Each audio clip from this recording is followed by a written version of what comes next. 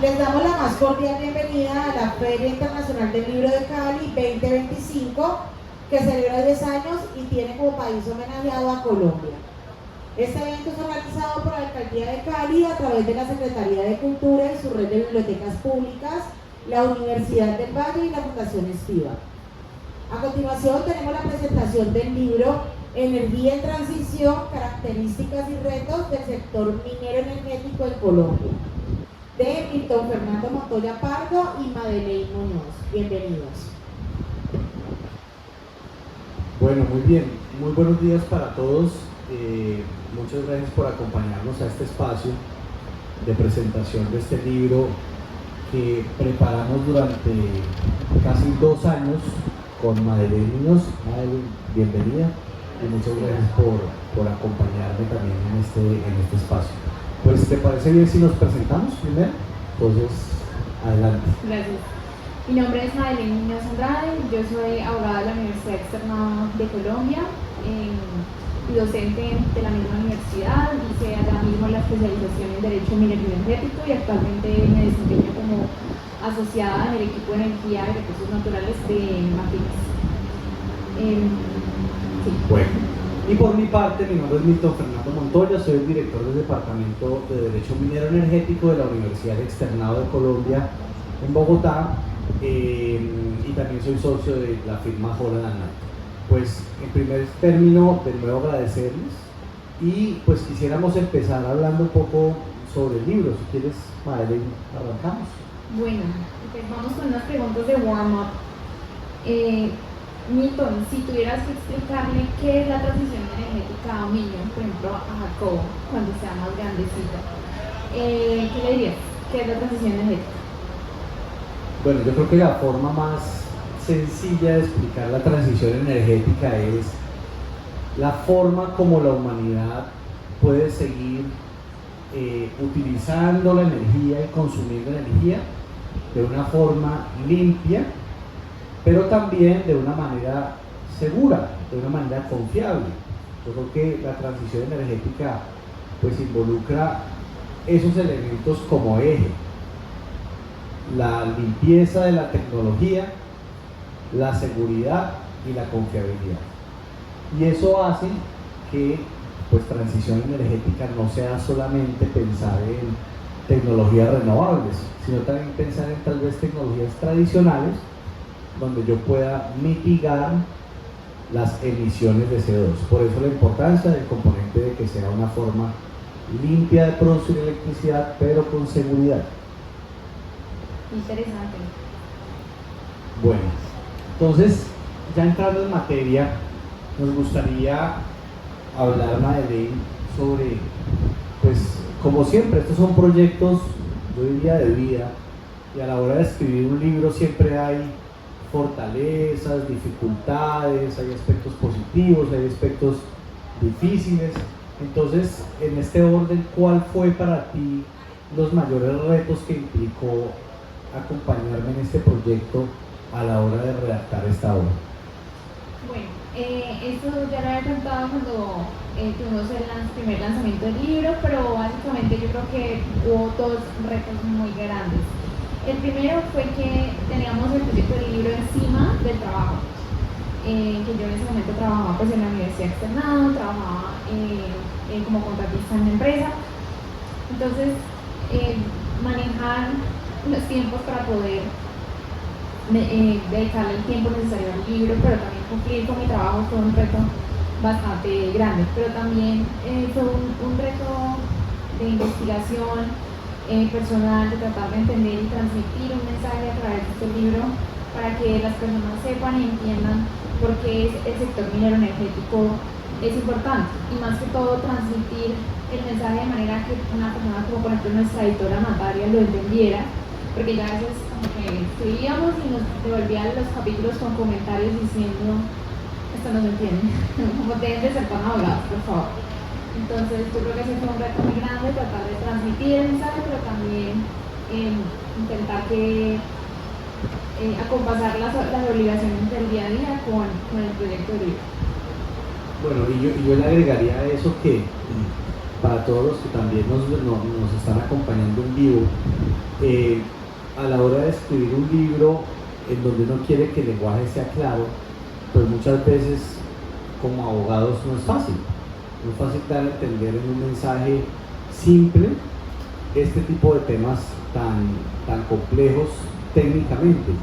Y creo que uno de los principales retos fue precisamente ese, que pudiésemos redactar temas complejos de una manera sencilla y de una manera comprensible para un público que de repente no conoce estos temas, pero que por el hecho de no conocerlos no quiere decir que no sean importantes.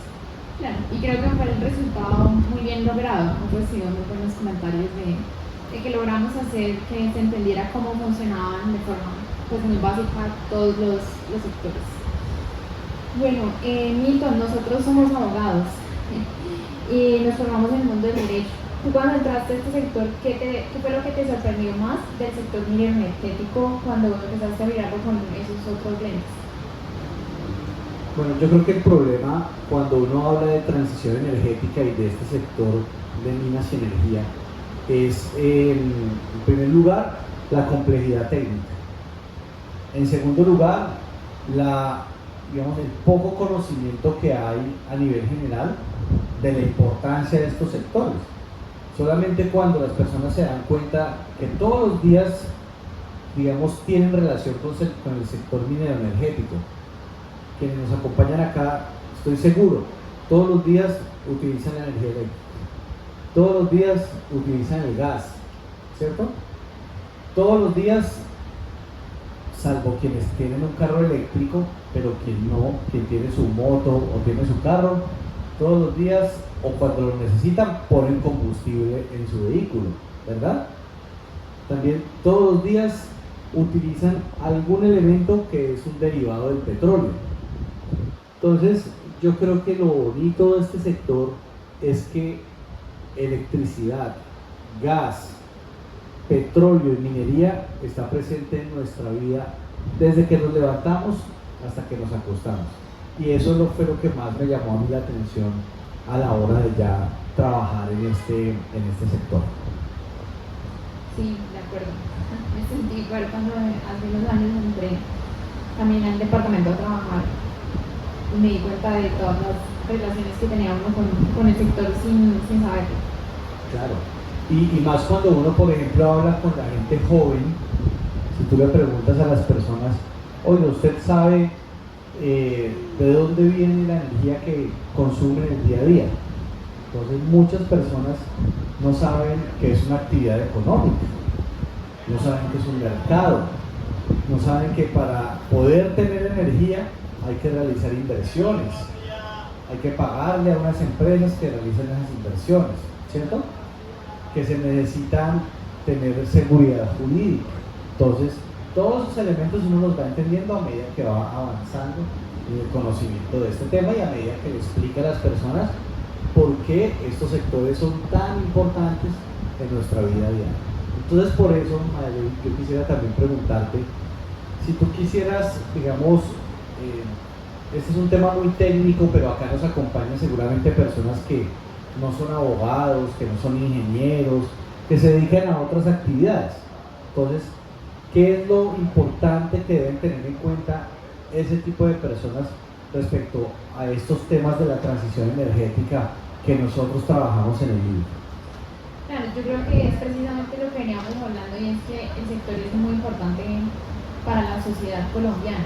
O sea, está en todo lo que utilizamos. O sea, el día que no se le va la energía, por ejemplo, tragedia. El día que no se le va el gas natural, no puede cocinar de nuevo, tragedia. Entonces, las personas de cualquier población deberían estar interesadas o por lo menos saber de dónde vienen todos esos servicios que utilizamos todos los días y saber cuáles son las reglas que lo regulan, por lo menos para no tener una idea de cómo se está moviendo el sector, o no cómo le facturan, qué recursos tiene contra una empresa de servicios públicos, por ejemplo, que son cosas a los que literalmente todos en Colombia yo creo que nos enfrentamos en algún punto.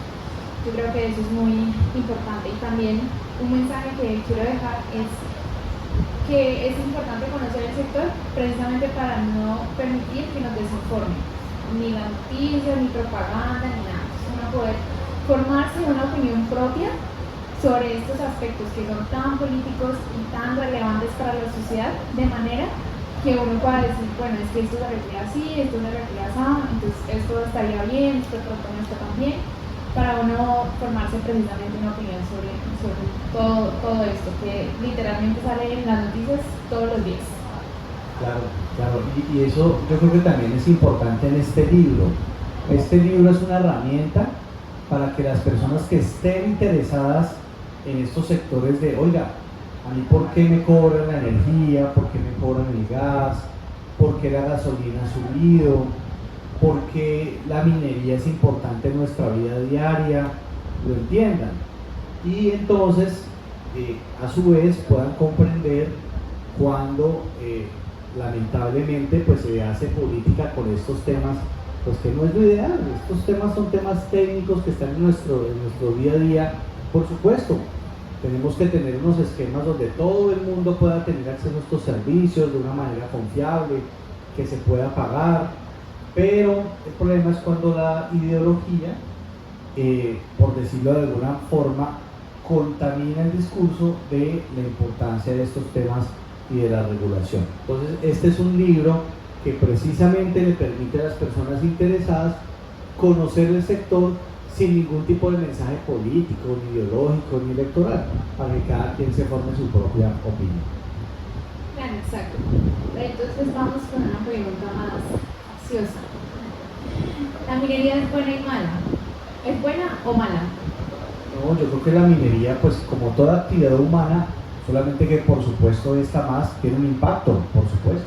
Tienen impactos ambientales, impactos sociales, pero la minería es buena desde el punto de vista de que es necesaria e imprescindible para la vida humana, no ahora, desde la historia, desde la historia de la humanidad siempre ha estado ligada a la minería, al uso de herramientas, al uso del cobre, al uso de las piedras, las arcillas, la edad de los metales, posteriormente con la revolución industrial, el uso del carbón, posteriormente cuando a partir del carbón entonces se desarrolla la metalurgia.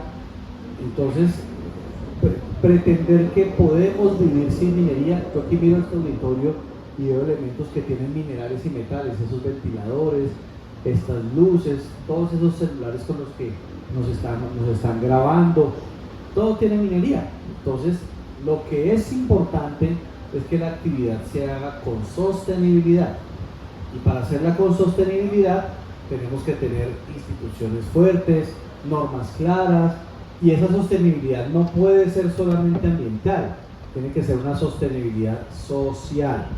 Y más aún hoy, Madeleine, que estamos hablando de la transición energética y que nos encanta que tengamos más energía renovable, más paneles solares, más energía eólica, ¿cierto? Más baterías, movilidad eléctrica. Eso implica, toda esa infraestructura necesita más minerales, necesita una cantidad enorme de minerales, como cuáles, como el cobre, como las tierras raras, por ejemplo el coltán, como por ejemplo también todo el acero, el aluminio. Para las baterías es fundamental el litio, ¿sí? Entonces, la transición energética sí o sí implica mayor demanda de minerales, gústenos o no, pero esa es la realidad.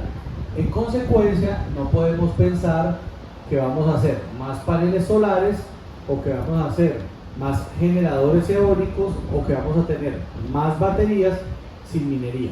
Simple y llanamente no es posible. Por lo tanto, partiendo de la base que la minería es imprescindible para la transición energética, lo que debemos procurar es tener una minería mucho más sostenible y tecnificada. Y esa sostenibilidad implica el componente social e implica el componente ambiental. Entonces, dicho esto, ahora te quiero preguntar a ti entonces, ¿tú cómo ves y cuál es tu opinión sobre la transición energética en nuestro país y que nosotros lo abordamos en el libro? Bueno, antes que nada, pues la pregunta anterior era falsa, o sea, era capciosa. Ya vimos por qué. Bueno, sobre la transición energética en Colombia, este fue el último capítulo que abordamos. Nosotros cuando escribimos el libro le contamos a la editora es que uno tiene que saber cómo funcionan los sectores como antes de, para poder abordar la transición energética. ¿Por qué? Porque los sectores, el minero, el petrolero, el de gas y el de energía, necesitan transformarse para poder realizar la transición energética. Entonces por eso primero abordamos lo primero y luego de último, el último capítulo es precisamente sobre transición energética. Entonces, ¿cómo la veo yo acá en Colombia? Pues los proyectos de energías renovables se están desarrollando, ahí todo va lento pero seguro, creería yo.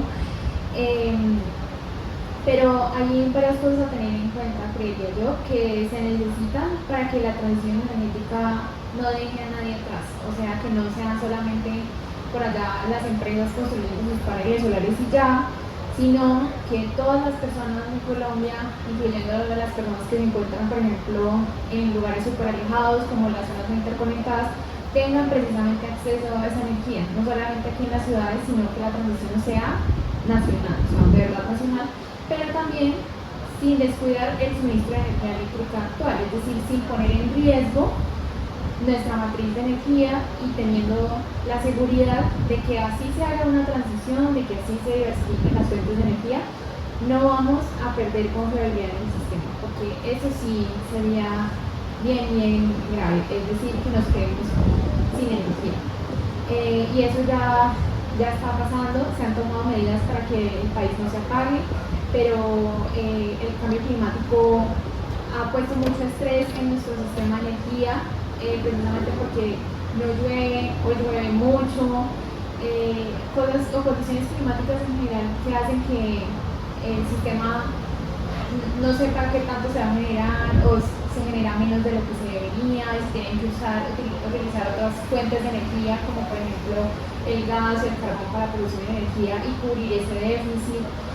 Hace un par de semanas estuvimos nosotros en el Congreso de la ANH y contaba el presidente de Ecopetrol que pues estaban en el proceso de mantenimiento de la planta de regasificación y pues fue muy difícil porque el proceso de mantenimiento parece que tomó más tiempo del esperado. Entonces esas cosas, por ejemplo, no se tenían previstas ni de la empresa ni de la regulación, les tocó correr a sacar regulación que tuviera pues el Ministerio y la CREC para poder cubrir de alguna manera ese imprevisto. Entonces este sector se está moviendo todos los días, la transición pues ahí va en Colombia. Yo creería que se necesita más inversión, se necesitan más incentivos y que todas las personas tengan acceso a la energía igualitaria. O sea, yo creo que aquí en Colombia lo importante es que las personas tengan acceso a la energía. Sí, yo estoy de acuerdo contigo y yo quería, digamos, como enviar un mensaje adicional aprovechando esta conversación, y es, por ejemplo, lo que está claro es que Colombia perdió la autosuficiencia en gas. ¿Y eso qué significa?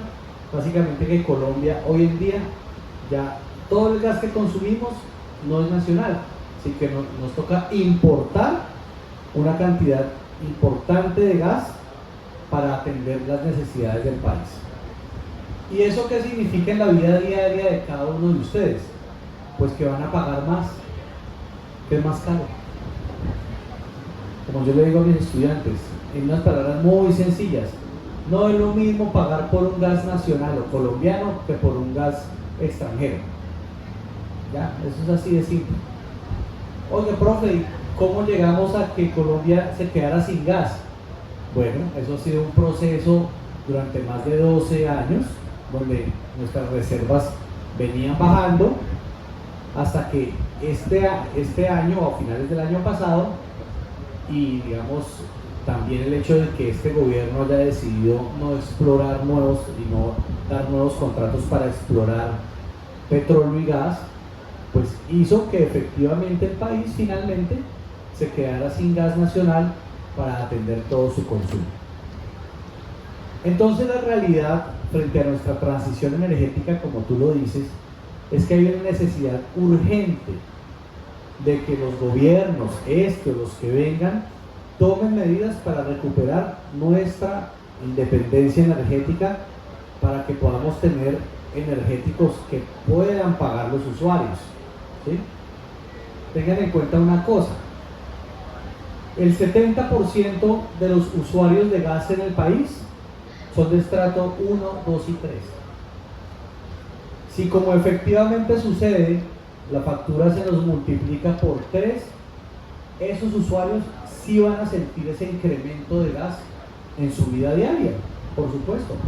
No es lo mismo para una familia de estrato 1 o 2 pagar 15.000 o 20.000 pesos mensuales de gas a pagar 60.000 pesos o 70.000 pesos, que eso es lo que va a pasar en Colombia el próximo año, y ya está sucediendo. Lo que pasa es que por ahora ese incremento es menor, pero como Colombia ha perdido esa autosuficiencia en gas, el próximo año, a medida que importemos mayores volúmenes y aumenten los precios en el mercado internacional, pues todos ustedes, incluyéndonos nosotros, vamos a pagar un valor mayor en la factura.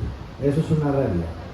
Claro, entonces yo estaba leyendo el libro otra vez y nosotros preveíamos ese déficit, porque de hecho así estaba en las cifras, en los informes, estudios, que el déficit iba a llegar en 2026, a inicios de 2026, pero llegó más rápido de lo esperado. De hecho ya perdimos la autosuficiencia, o sea, hasta que nosotros estábamos escribiendo el libro a finales del año pasado, a inicios del año pasado, todavía éramos autosuficientes en gas, y por eso pues, esa es la información que está ahí plasmada, con la advertencia de que esto iba a suceder, y aquí estamos, o sea, ya eso sucedió. Claro. Entonces, por eso hay que hacer una segunda edición del libro actualizado. Pero yo les pongo otro ejemplo.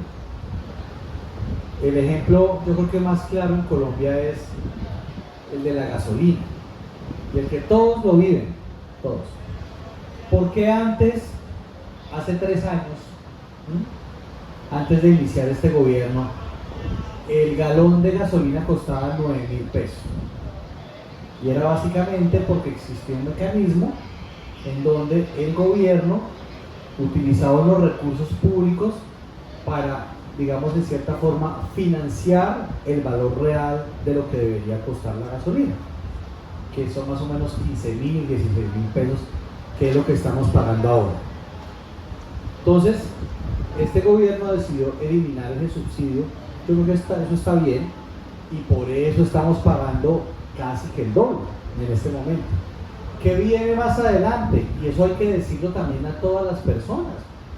Pues muy seguramente ese subsidio para el diésel se va a desmontar, y por lo tanto los usuarios de diésel, los transportadores, etcétera, van a pagar también el costo real de lo que vale el diésel, que se estima que puede ser 14.000 pesos aproximadamente. Entonces este libro busca precisamente eso, darle a las personas las herramientas para que entiendan por qué eso pasa en su vida diaria. Y aquí está esa información, con un valor agregado, redactado de una manera muy sencilla, para no abogados, para no economistas, para cualquiera de ustedes. Gracias, Nito. Bueno, ahora una pregunta para el público.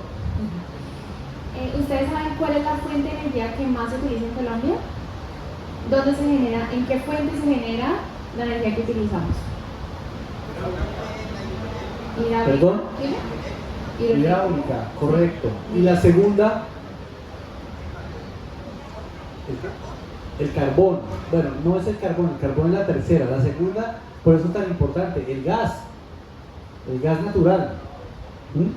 Colombia produce su electricidad a partir principalmente hoy en día de 4 tecnologías. Primero, como ustedes bien dicen, la energía hidráulica, ¿sí?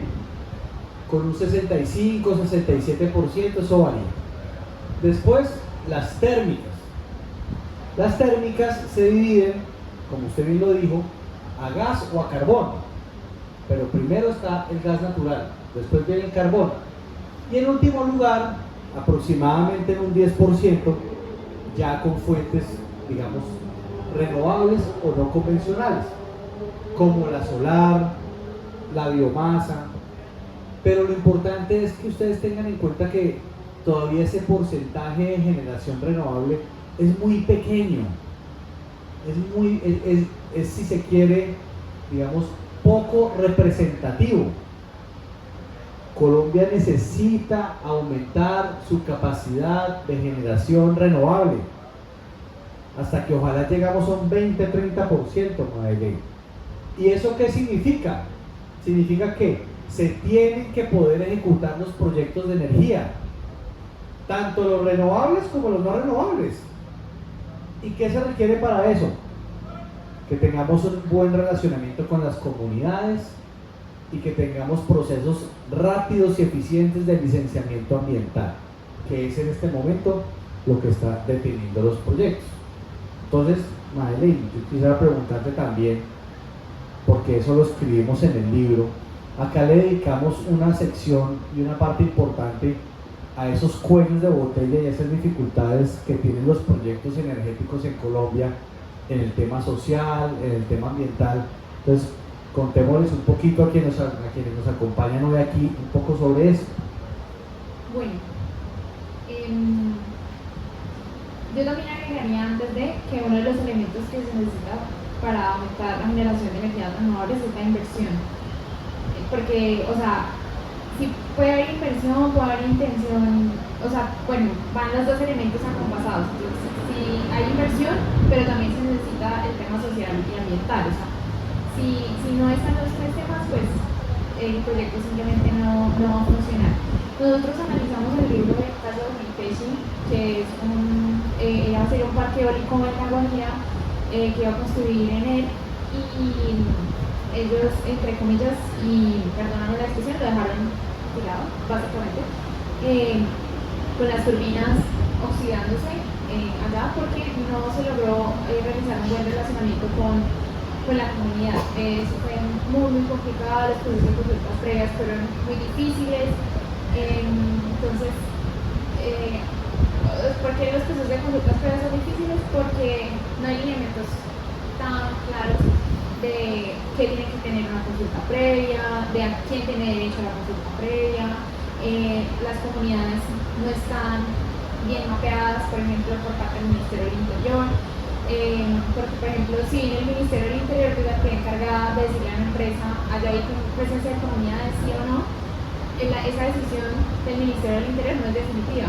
¿Por qué? Porque puede luego reconocerse una comunidad y tienen que hacer consulta previa y antes no, y eso no lo tenía previsto financieramente, por ejemplo. Entonces, la regulación también sobre consulta previa está muy dispersa y también está en instrumentos normativos que pues, jerárquicamente no deberían estar. Por ejemplo, ustedes saben que pues, en el derecho está la Constitución, las leyes, los decretos. Técnicamente, debería haber una ley de consulta previa, porque una consulta previa pues, es un derecho fundamental, debería haber una ley estatutaria de consulta previa. Pero para hacer la ley estatutaria de consulta previa se necesita una consulta previa, y eso no se ha hecho.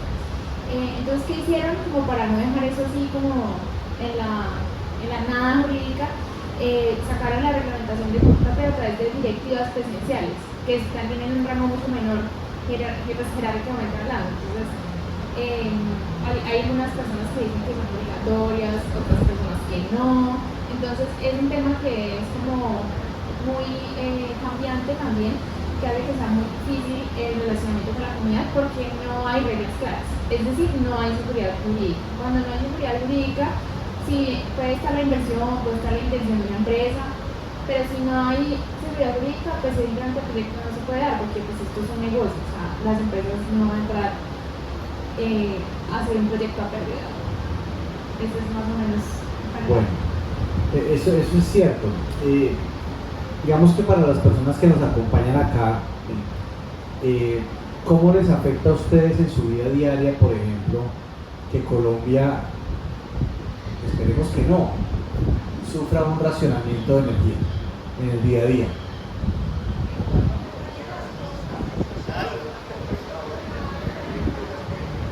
Ahora tenemos la mala experiencia de apagón. Vimos que hizo que se cambiara incluso una hora el amanecer de Colombia. Ese tipo de cosas es una afectación total. Entonces, afectación total, digamos, en caso de un razonamiento desde el punto de vista de la vida cotidiana de cada uno de nosotros, pero también desde el punto de vista económico, ¿sí? Para los negocios, para las empresas. ¿Tú querías anotar? Sí, es caótico, porque muchas empresas dependen de la energía, tanto en la rama empresarial como en la rama de familiar. O sea, afecta a todo nivel. Eso no es desconocido. Exacto. Bueno, entonces, listo. Estamos de acuerdo en que necesitamos la energía sí o sí, ¿cierto? Como sea, exactamente. Entonces yo les voy a explicar algo con un ejemplo muy sencillo de qué es la confiabilidad. Acabamos de decir con Madeleine que necesitamos más renovables, ¿cierto? Las renovables que por lo pronto se pueden hacer en Colombia en este momento son la solar, los paneles solares, Pedro lo conoce, y los eólicos, esas torres de viento. Okay. Pero ¿qué pasa un día si no hay el suficiente viento o si no hay el suficiente sol? ¿Qué pasa con esas tecnologías?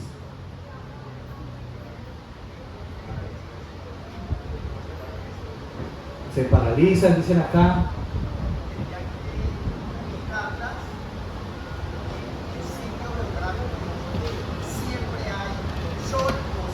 Cambiarlas, dice usted de sitio.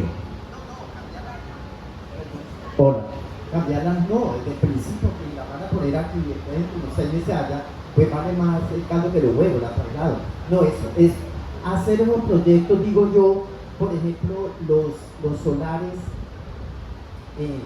donde siempre hay sol, la costa, la Guajira, el norte de Colombia, donde los llanos orientales, donde siempre hay sol casi 24 horas, o donde hay viento, hay zonas del país en donde ventea muchísimo. Bueno, eso que acaba de decir usted se llama potencial energético. Tiene usted razón. Donde haya potencial. Hacer los proyectos donde hay potencial. Listo, eso está chuleado, eso hacemos. Pero resulta que incluso en las zonas donde hay potencial energético, pues a veces amanece nublado. O papá Dios manda lluvia. O no sopla.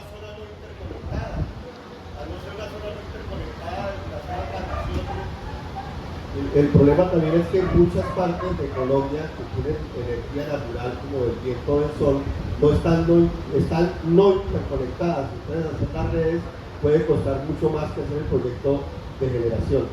Listo, ese es un muy buen punto. Muchas zonas con potencial en Colombia, potencial para energías renovables, no están interconectadas. Supongamos que llevamos la línea hasta allá y lo pagamos. Aún así, en esos lugares a veces el viento no sopla o a veces llueve y está opaco. ¿Qué pasa entonces? ¿Cuál es el riesgo de eso? Eso se llama intermitencia y ocurre cuando en una zona donde hay una energía renovable pues no está el ingrediente de la naturaleza que permite producir esa energía. Entonces, ¿qué hacemos? ¿Nos apagamos? ¿Qué hacemos?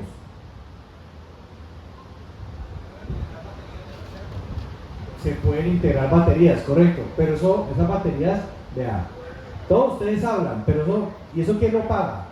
Nosotros. Las baterías, esa es la solución de la confiabilidad en las renovables, pero eso no llega de la noche a la mañana y las inversiones son altas. ¿Qué más podemos hacer?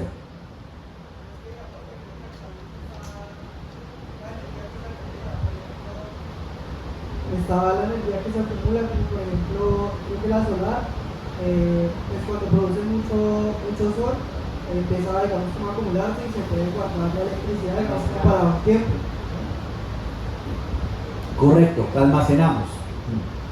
Pero ocurre que esas baterías tienen una capacidad de almacenamiento limitada, ¿sí? Tú tienes una capacidad de esa infraestructura. Entonces, a donde yo voy, lo que quiero explicar es que siempre, cualquier sistema eléctrico, además de tener energías renovables, es importantísimo tener energías que no dependan de la naturaleza, tener energías que brindan confiabilidad y seguridad, que si no llovió y no hay agua, estamos tranquilos, que si no sopló el viento en la Guajira, estamos tranquilos porque vamos a tener energía, que si no salió el sol en los llanos orientales, o aquí en Jumbo estamos tranquilos porque va a haber energía. Y esas tecnologías, las que dan confiabilidad, son las tecnologías tradicionales, que en Colombia, bueno, digamos que son dos tipos de tecnologías. La nuclear, en Colombia no tenemos energía nuclear ahora, de pronto en 20 años sí.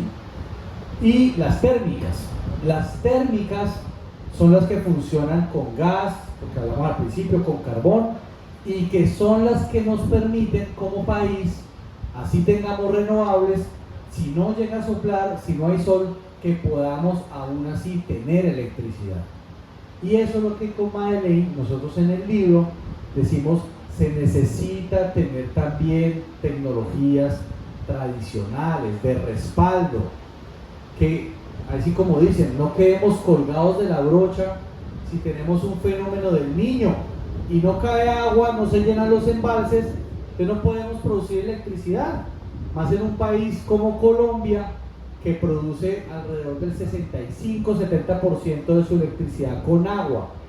Pero entiéndalo, esa agua está disponible siempre y cuando los embalses tengan el recurso. Si no tenemos el recurso, estamos en un problema, ¿sí o no, madre? Sí, y la energía más cara es la que no se tiene, definitivamente. Y por eso, pues, esa es la importancia del libro, básicamente, que eso es algo que nos toca a todos nosotros como sociedad. Entonces, ya para ir cerrando, quiero preguntarnos si alguien se lleva este libro, ¿qué es lo único que debería recordar después de leerlo? No, yo lo que quiero, quienes adquieran el libro, cosa que agradeceríamos muchísimo, solo quiero que tengan en cuenta un mensaje. La energía es imprescindible para nuestra forma de vida actual. Nosotros hoy, como vivimos, de repente cambiamos nuestro estilo de vida, no sé, unos años, pero hoy en día, para transportarnos, para estudiar, ustedes lo dijeron, para trabajar, ¿cierto? Para estar acá, son ventiladores. O sea, hoy nuestra vida diaria es altamente ligada y dependiente a la energía. Y a la energía en todas sus formas, al petróleo, al gas, al carbón, a la generación renovable, etc. Entonces, si yo, como escritor de este libro junto con Madeleine, les podemos dejar el mensaje de la importancia de cuidar estos sectores, de regularlos desde un punto de vista técnico, no político, de administrarlos bien. Al final, esa energía en lo que redunda es en el beneficio para nosotros, para todas las personas. Y ¿Y tú? a mí me gustaría decir que la importancia de este tipo de textos es que las personas puedan tener de nuevo una opinión propia sobre estas cosas. Como les había contado, y ustedes bien saben, si no prenden las noticias, ahí todos los días va a encontrar ya a Milton hablando en Caracol sobre algún tema del sector minero energético. O sea, eso siempre va a estar, es un tema que ha sido recurrente por pues, todos los temas de cambio climático y medioambientales. Pero entonces, con este libro ustedes pueden tener herramientas para decir, bueno, de pronto eso no es tan cierto, o de pronto eso no funciona así, o sí funciona así. Y también critiquemos, o que seamos, que no critiquemos, sino que seamos críticos con las decisiones que se están tomando con el sector. ¿Por qué? Porque este sector es de todos, nos afecta a cada uno de nosotros.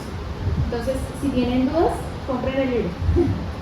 ¿Tenemos tiempo para dudas, preguntas? ¿Sí?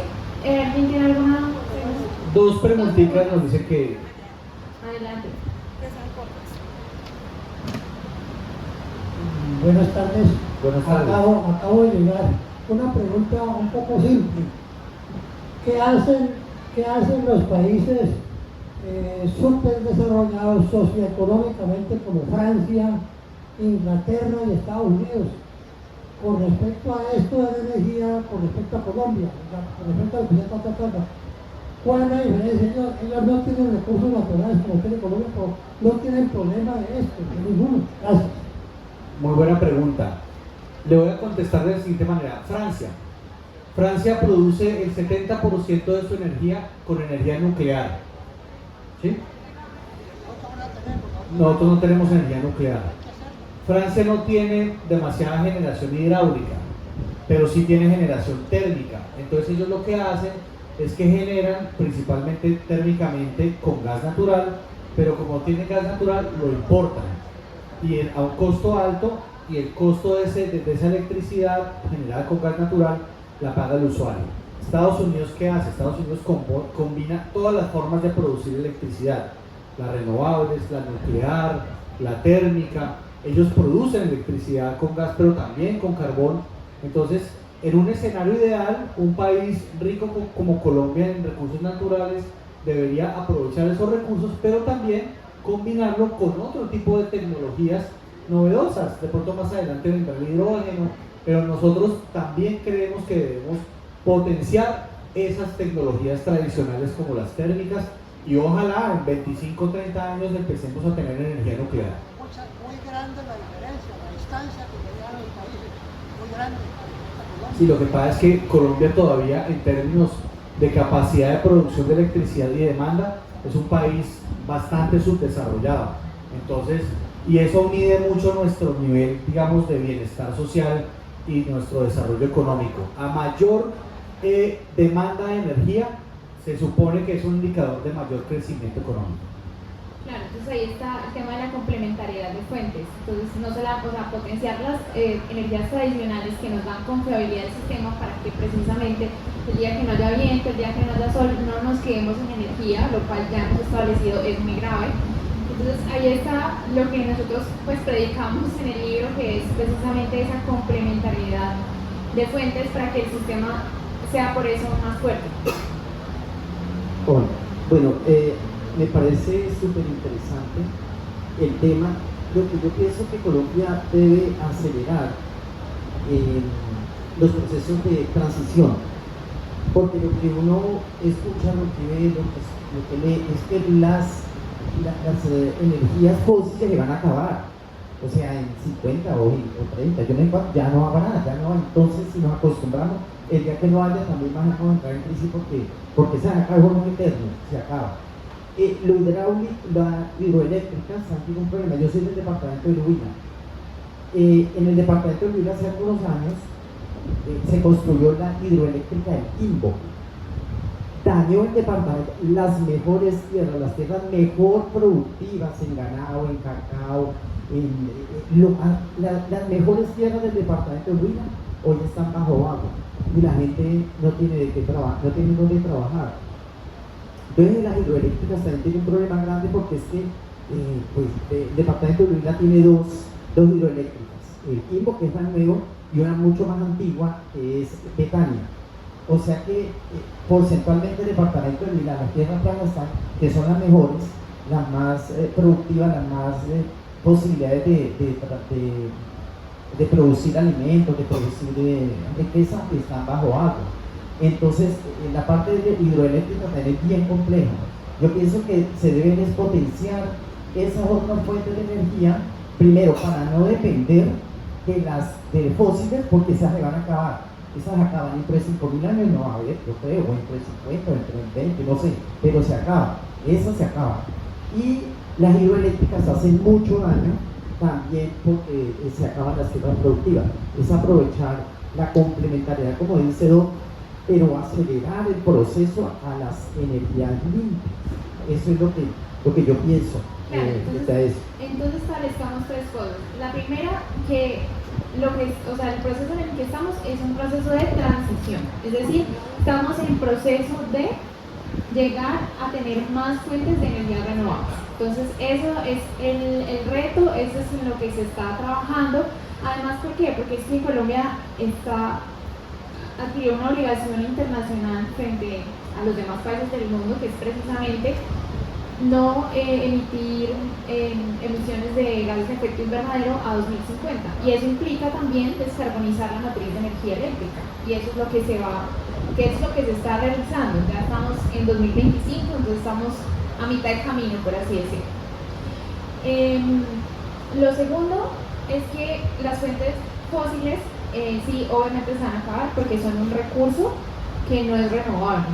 O sea, eso se tiene súper claro en la industria, pero Lo que nosotros predicamos en el libro es que si bien es un recurso que se va a acabar y que se tiene que ir disminuyendo gradualmente su uso, es verdad, precisamente también por la obligación internacional de descarbonizar nuestra matriz de energía.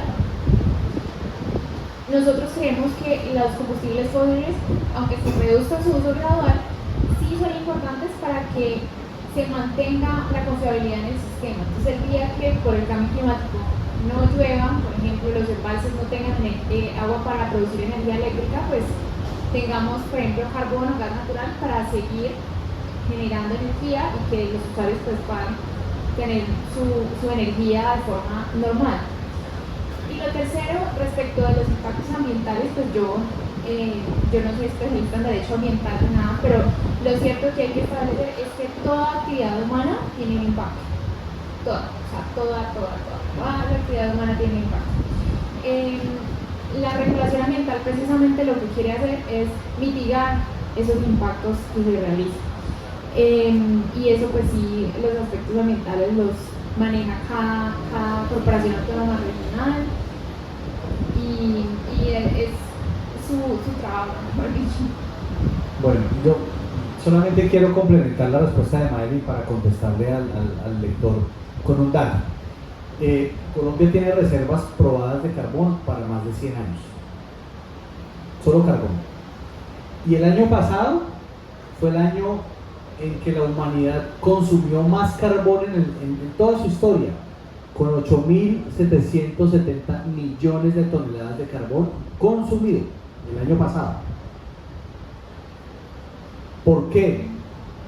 Por dos países principalmente que siguen consumiendo carbón de una manera masiva.